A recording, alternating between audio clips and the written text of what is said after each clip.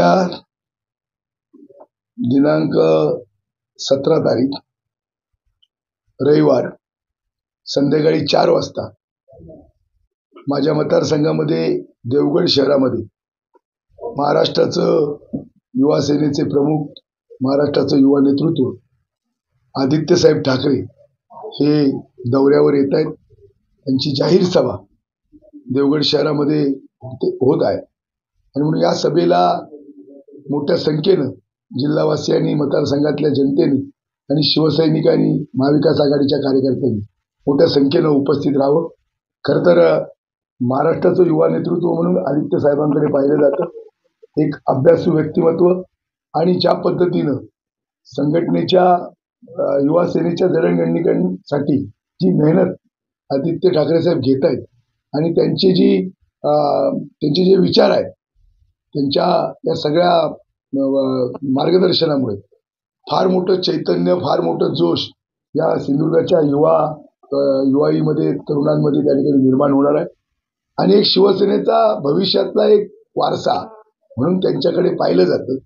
आदित्य साहेब हे सातत्यानं मुंबई महानगरपालिका असेल, महाराष्ट्रातल्या सगळ्या राज्यातल्या सगळ्या जिल्ह्यामध्ये दौरे त्या ठिकाणी करतायत.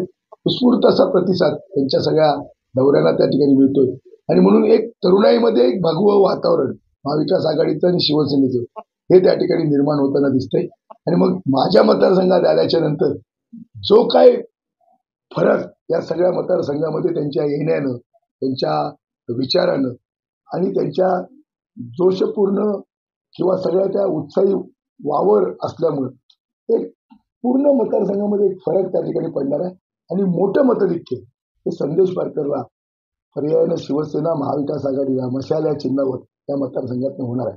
म्हणून तुमच्या चॅनलच्या माध्यमातून माझ्या या जिल्ह्यातल्या जनतेला, या मतदारसंघातल्या जनतेला आणि विशेष करून देवगड शहरवासियांना त्या ठिकाणी आपण मोठ्या संख्येनं उपस्थित राहावं अशा प्रकारचं आवाहन त्या ठिकाणी करतो. आणि ही सभा आपल्या सगळ्यांच्या उपस्थितीमुळे त्या ठिकाणी यशस्वी आपण करूया आणि कार्यकर्ते त्या सुद्धा ही सभा यशस्वी होण्याकरता फार मोठी मेहनत त्या निमित्ताने घेत आहेत.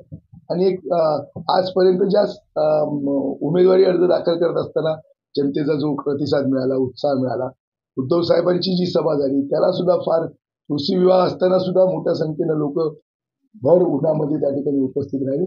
आणि आता सुषमाताई अंधारेंची सभा काल वैभववाडीमध्ये झाली, त्या ठिकाणी सुद्धा मोठ्या संख्येनं वैभववाडी तालुक्यातली जनता, शहरातली जनता त्या ठिकाणी उपस्थित होती. आणि आज या प्रचाराच्या उत्तरार्ध ही जी 17 तारीखची जी सभा होते आदित्यची, ही अतिशय महत्वाची सभा आहे आणि म्हणून त्यांचे विचार ऐकण्याकरता मोठ्या संख्येनं त्या ठिकाणी जनतेनं उपस्थित राहावं अशा प्रकारचं आवाहन तुमच्या मार्फत या ठिकाणी मी करतो.